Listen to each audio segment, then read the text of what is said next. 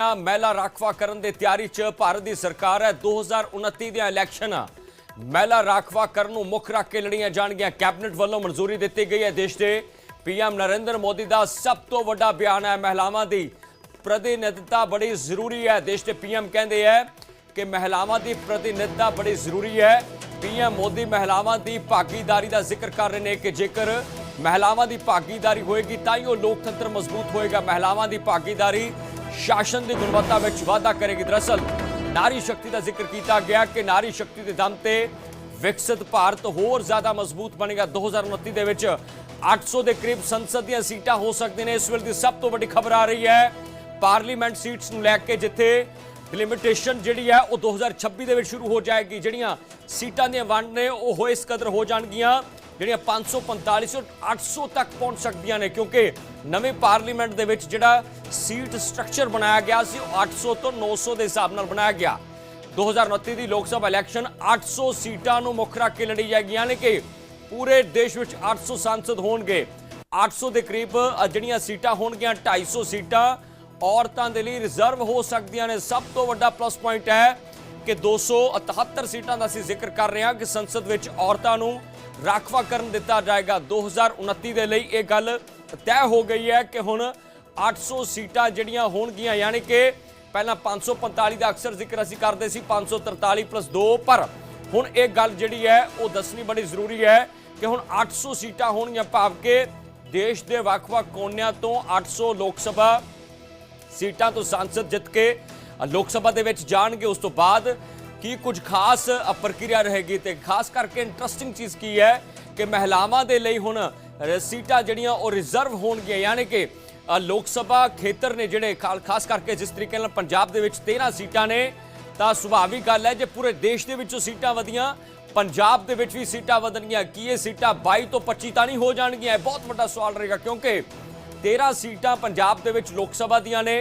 Limitation नूं लैके वड्डी चर्चा है कि जदों वार्डबंदी नवे तरीके दे नाल होई, जदों वड्डे पद्धर ते चर्चावां होईयां, क्योंकि SIR का काम भी पंजाब दे विच तकरीबन मुकम्मल कर लिया जाएगा। फिलहाल दस्सिया जा रहा है कि हुण संसद विच महिला राखवाकरण नूं लैके देश के पीएम वड्डा बयान दे रहे हैं कि आखिरकार 2029 की लोक सभा इलैक्शन जिहड़ी महिला राखवाकरण दे मुद्दे नूं लैके की कुछ वड्डी चर्चा कि कैबिनेट ने मंजूरी दी। पीएम मोदी का बयान आया है कि महिलावां की शमूलीयत बड़ी जरूरी है। पीएम कह रहे हैं कि बीबियां की शमूलीयत बड़ी जरूरी है। प्रतिनिधिता का जिक्र किया गया। पीएम मोदी महिलावां की भागीदारी के नाल मजबूत लोकतंत्र की गल कर रहे हैं कि जेकर भागीदारी होएगी तां ही लोकतंत्र मजबूत होएगा। नारी शक्ति के दम से विकसित भारत बनेगा। 2029 विच 800 के करीब लोक सभा दी सीटां होणगियां।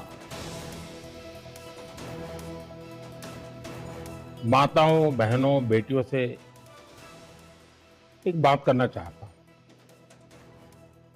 भारत ने तय किया है कि 2047 में जब हमारी आजादी के 100 साल होंगे, तब तक हमने विकसित भारत बना के रहना है।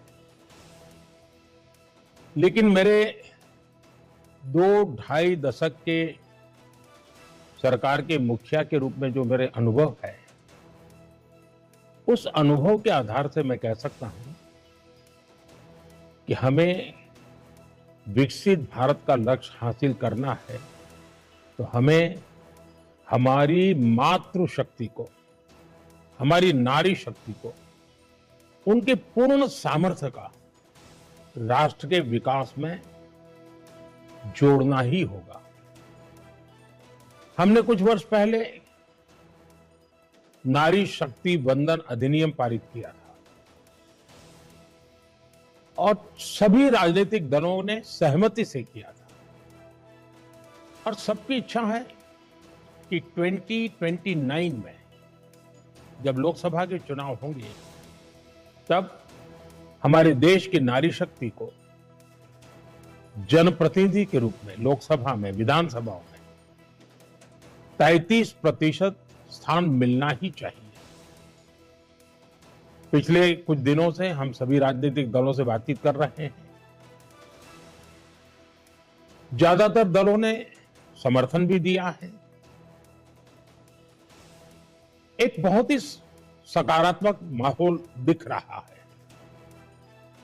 इन्हीं विषयों को लेकर के मैंने आज अखबारों में एक लेख लिखा है। मेरे अपने विचार मैंने साझा किए हैं, लेकिन मैं आज आपसे आग्रह करता हूं, आप इस लेख को जरूर पढ़ें, औरों को भी पढ़ने के लिए प्रेरित करें और हम सभी राजनीतिक दलों को प्रेरित करें, उनका उत्साहवर्धन करें कि वो उमंग के साथ 16, 17, 18 संसद में इस विशेष काम के लिए जब हम मिल रहे हैं तो इसको पारित करें और सब मिल करके इसका जश्न मनाएं। चलिए, मैं ज्यादा समय नहीं लेता हूं। लेख पढ़ने के बाद आपके कमेंट जरूर मुझे मिलेंगे। बहुत ਤਾਂ 543 ਤੋਂ ਜਿੱਥੇ 816 ਸੀਟਾਂ ਹੋ ਜਾਣਗੀਆਂ, ਯਾਨੀ ਕਿ ਐਕਸਪੈਂਡ ਕਰ ਦਿੱਤਾ ਜਾਏਗਾ, ਯਾਨੀ ਕਿ ਲੋਕ ਸਭਾ ਸੀਟਾਂ ਨੂੰ ਵਧਾ ਦਿੱਤਾ ਜਾਏਗਾ। ਤਾਂ ਉਸ ਤੋਂ ਬਾਅਦ ਸੰਸਦ ਵਿੱਚ ਮਹਿਲਾ ਰਾਖਵਾਂਕਰਨ ਨੂੰ ਲੈ ਕੇ ਬਹੁਤ ਵੱਡੀ ਚਰਚਾ ਸੀ। ਤਾਂ ਹੁਣ ਗੱਲ ਸਰਕਾਰ ਨੇ ਕਲੀਅਰ ਕਰ ਦਿੱਤੀ ਹੈ ਕਿ ਮਹਿਲਾ ਰਾਖਵਾਂਕਰਨ ਨੂੰ ਲੈ ਕੇ ਤਿਆਰੀ ਪੂਰੀ ਹੋ ਗਈ ਹੈ। ਕੈਬਨਿਟ ਨੇ ਮਨਜ਼ੂਰੀ ਦਿੱਤੀ। ਪੀਐਮ ਦਾ ਵੱਡਾ ਬਿਆਨ ਆ ਗਿਆ ਕਿ ਔਰਤਾਂ ਦੀ ਸ਼ਮੂਲੀਅਤ ਬੜੀ ਜ਼ਰੂਰੀ ਹੈ, ਪ੍ਰਤੀਨਿਧਤਾ ਬੜੀ ਜ਼ਰੂਰੀ ਹੈ।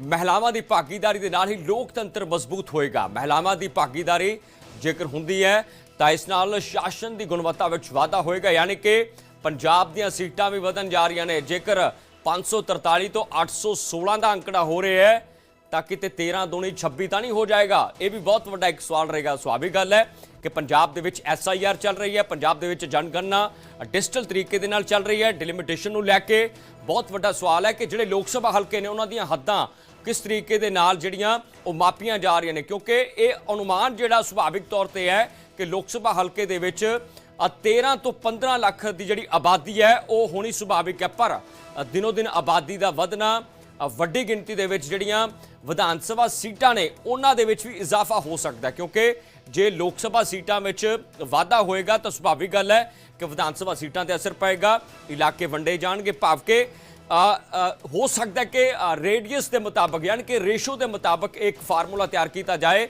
ਕਿ 14 ਤੋਂ 15 ਲੱਖ ਜੇ ਇੱਕ ਇਲਾਕੇ ਦੀ ਆਬਾਦੀ ਹੈ ਤਾਂ ਉਹ ਲੋਕ ਸਭਾ ਹਲਕਾ ਕਿਹਾ ਜਾ ਸਕਦਾ, ਕਿਉਂਕਿ ਪੰਜਾਬ ਦੀ ਜਿਹੜੀ ਹੈ ਜਨਗਣਨਾ 2011 ਦੇ ਮੁਤਾਬਕ ਉਹ 3.25 ਕਰੋੜ ਸੀ। ਪਰ ਹੁਣ ਦੀ ਜਿਹੜੀ ਜਨਗਣਨਾ 2026 ਦੀ ਹੋ ਰਹੀ ਹੈ ਉਹ ਕਿੰਨੀ ਹੋਏਗੀ? 4 ਕਰੋੜ ਹੋਏਗੀ, 5 ਹੋਏਗੀ ਜਾਂ ਇਸ ਤੋਂ ਘਟੇਗੀ, ਵਧੇਗੀ? ਇੱਕ ਵੱਡਾ ਸਵਾਲ ਹੈ। ਪਰ ਸਭ ਤੋਂ ਵੱਡਾ ਸਵਾਲ ਹੈ ਕਿ ਪੰਜਾਬ ਦੇ ਵਿੱਚ ਮਹਿਲਾਵਾਂ ਨੂੰ ਲੈ ਕੇ ਇਹ ਵੀ ਬਹੁਤ ਵੱਡੀ ਇੰਪੋਰਟੈਂਟ ਖਬਰ ਹੈ ਕਿ ਕਿਹੜੇ ਇਲਾਕੇ, ਕਿਹੜੇ ਲੋਕ ਸਭਾ ਹਲਕੇ ਹੋਣਗੇ ਜਿਹੜੇ ਰਿਜ਼ਰਵ ਹੋਣਗੇ, ਕਿਉਂਕਿ ਵੱਡੀ ਗਿਣਤੀ ਵਿੱਚ ਹਾਲਾਂਕਿ ਇਹ ਦੇਖਿਆ ਗਿਆ ਹੈ ਕਿ ਔਰਤਾਂ ਦੇ ਮੁਕਾਬਲੇ ਮਰਦ ਵੱਡੀ ਗਿਣਤੀ ਵਿੱਚ ਜਿਹੜੇ ਰਾਜਨੀਤਿਕ ਨੇ, ਜਿਹੜੇ ਪੋਲਿਟਿਕਸ ਨੂੰ ਜੁਆਇਨ ਕਰਦੇ ਆ, ਫਿਲਹਾਲ ਉਹਨਾਂ ਨੂੰ ਮੌਕੇ ਜਿਹੜੇ ਔਰਤਾਂ ਨੂੰ ਨਹੀਂ ਸੀ ਮਿਲਦੇ ਸਨ।